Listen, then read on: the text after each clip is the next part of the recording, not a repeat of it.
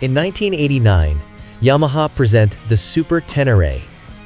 The new developed two-cylinder twin engine has 5 valves and downdraft carburettors. The model set new maximum performance values in the Enduro scene. It's not as light as a single-cylinder bike, and so not to use for everything. But if one gets used to the weight, you can use it quite well off-road. The Super Ténéré is a solid motorcycle for traveling long distances with much comfort. I'm looking forward to meeting a Super Ténéré owner. My guess is that he'll be a cross between Buster Bloodvessel and Fatima Whitbread if he's bought it for off-road use. Will his knuckles be constantly scabbed from trailing on the ground? Does he open Newky Brown bottles with his lips? Only time will tell. One thing's for sure, anyone who buys a Super Ténéré isn't an introvert. You can't get much more high profile than a 34 inches seat height. Paint it white, yellow, and blue, put a pair of handlebars on it that for all intents and purposes, crucify the rider for all to see, and you'll please every extrovert exhibitionist, from Dorking to Dungeness.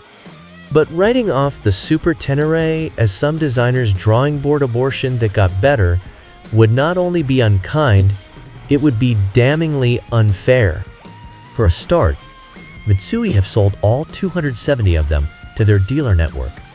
You can hardly call the Ténéré's styling aesthetic, but in the same way that Gail Tylsely is reputed to have sex appeal, Yamaha's latest desert racer clone has a certain je ne sais quoi. It must have all the dealers fell for it. It may have a 21 inches front wheel and knobbly tires. So what? My washing machine doesn't have any visible signs of forced induction despite the proudly displayed turbo stickers. In the same light, the Super Ténéré uses its dirt-styled specification to swoon potential customers. It's a pity, really, because it's a cracking road bike. Most people who commented on the Ténéré said some pretty derogatory things about its confused sense of purpose.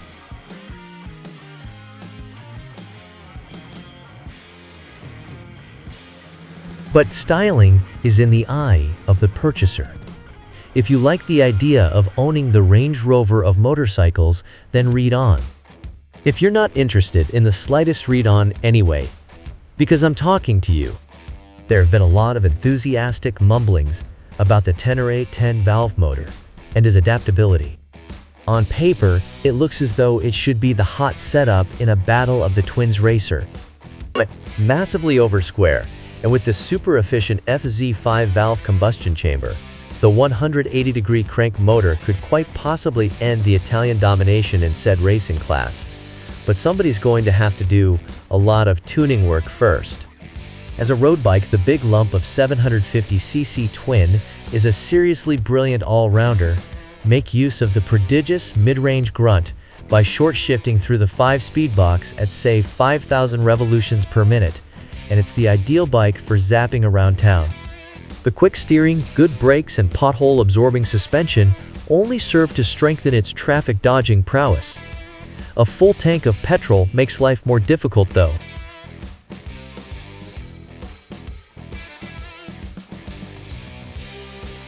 But it doesn't start to flounder once out of the built-up areas.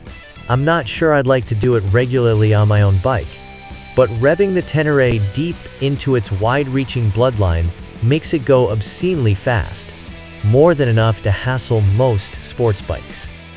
Revving its mechanical potatoes off in this way alters the previously Super Dreams Q engine note to that of a thrashed RC30. The guttural induction noise of the twin downdraft Mikunis, amplified by the enormous fuel tank, drowns out any other mechanical whir and whine. Out of town and on the move, the ultra-low first gear is completely redundant. I'm not sure whether Yamaha slipped the low-ratio first gear in to give it some off-road advantage, or just to improve wheeling potential. The truth of the matter is that even if it had a higher ratio first gear to eliminate the huge jump from first to second, it'd still have perfect power characteristics for pulling stonking wheelies, on private property of course. Maybe our Neanderthal friend would take it trail riding and need a low first gear. But not me. Not without a 3-man backup team and a surgical truss anyway.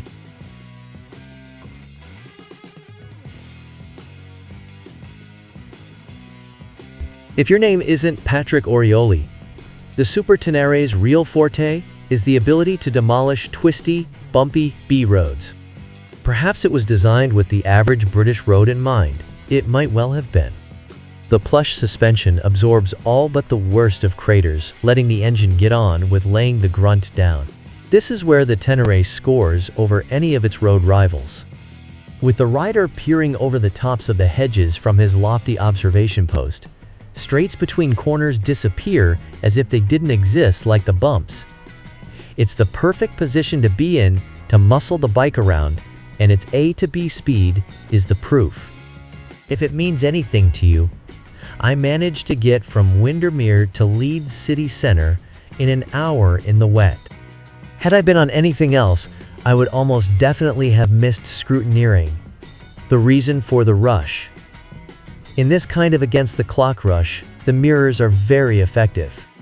The roll-on-top gear power is the sort of stuff that LC owners would and could only dream about. Keep the needle hovering around the 5,000 mark, and simply point and squirt. Great if you don't know the road.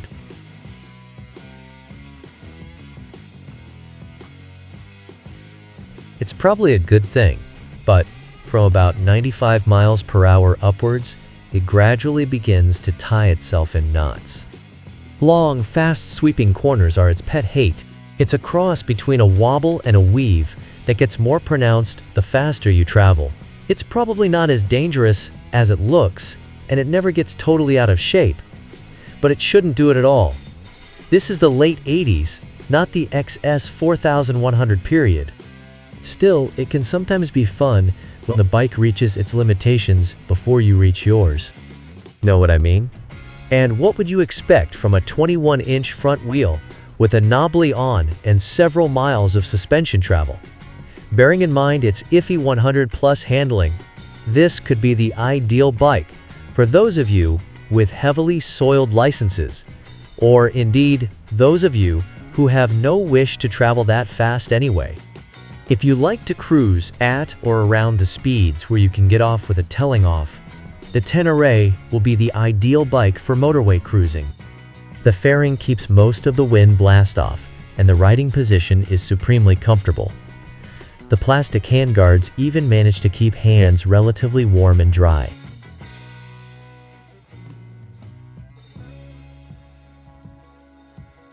It will cruise at an easy 90 miles per hour for 140 miles until it splutters on to reserve. It's comfortable enough not to need a bottom rest at the refueling stop. The tank will take the biggest Baglux tank bag in existence, and there's room for a huge stuff-a-bag on the carrier, though it's a pity there aren't any bungee points. On the long-distance touring bike scale of 1 to 10, it scores an admirable 9. It would have scored 10 if there was more room for the pillion. If you're planning that long-promised Ted Simon-type holiday, you couldn't do it on anything better. The fact that the Ténéré can scratch, tour, and commute is mainly thanks to its engine.